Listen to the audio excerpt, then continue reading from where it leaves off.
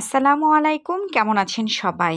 রমজান মাসের আজকে রমজানের তৃতীয় রমজান আমরা কন্টিনিউ করছি। আলহামদুলিল্লাহ আমি কিন্তু সুস্থ আছি, ভালো আছি। আপনারা সবাই কে কোথা থেকে দেখছেন, কেমন আছেন কমেন্ট বক্সে কিন্তু অবশ্যই জানাবেন।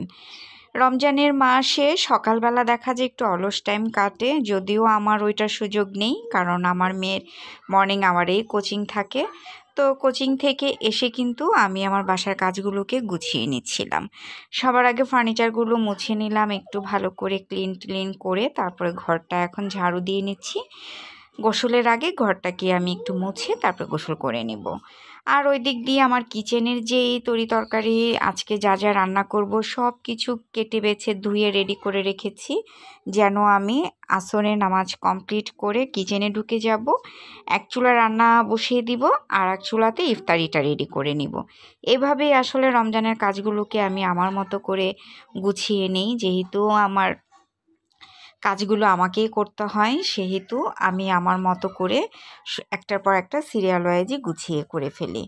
আমি ঘরটা ঝাড়ু দিয়ে দিচ্ছিলাম আর এদিকে এই সাইডের এই শোপিসগুলোকে একটু ভালো করে মুছে ক্লিন করে, তারপরে এখানে রান্নাটাকে আর একটু পরিষ্কার করে আমি এই রান্নাটা পেতে দিয়েছি। আগের যে রান্নার সেটটা ছিল ওটাকে আজকে ওয়াশ করে দিব। আসলে এত ক্লিন করে রাখি, তারপরেও ধুলাবালি কোথা থেকে আসে। আমি দেখা যায় জানালা দরজা অত বেশি ওপেনও করি না। তারপরও ওইদিকে আমি নামাজ কমপ্লিট করলাম, গোসল কমপ্লিট করলাম, ছোট বাচ্চাকে গোসল করিয়ে ওর খাবারটা রেডি করে নিয়ে আসলাম।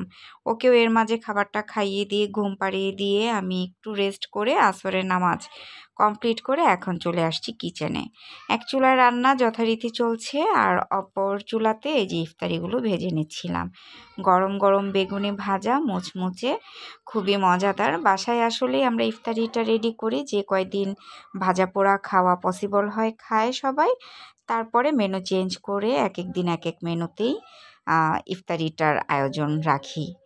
তো এক এক করে সব কিছু ভেজে নিচ্ছিলাম। আপনারা কে কোথা থেকে আছেন, কেমন আছেন কমেন্টে কিন্তু জানাবেন। বারবার একটা রিকোয়েস্ট, আর ব্লগে সবাই লাইক করবেন।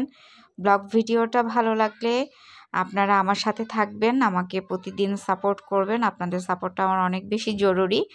আর লাইক করতে তো আমার আপু ভাইয়ারা অবশ্যই, আমাদের কষ্ট হয় না তাই না? লাইক অপশনে গিয়ে একটা লাইক করে দিবেন। আপনাদের এই ছোট বোনকে আমি এইটুকু আশা আপনাদের কাছে করতেই পারি, কারণ আমার চ্যানেলটার অনেক রিচ কমে গিয়েছে। তাই আপনাদের সবার সাপোর্ট চাচ্ছি। আসলে কন্টিনিউ করি না, মাঝে মধ্যে ব্লগ একটু গ্যাপিং হয়ে যায় আপলোড দেওয়াতে, ওই টাইমটাই রিচ কমে যায়। সবাই ভালো থাকুন, আমার পাশে থাকুন। আসসালামু আলাইকুম, আল্লাহ হাফেজ।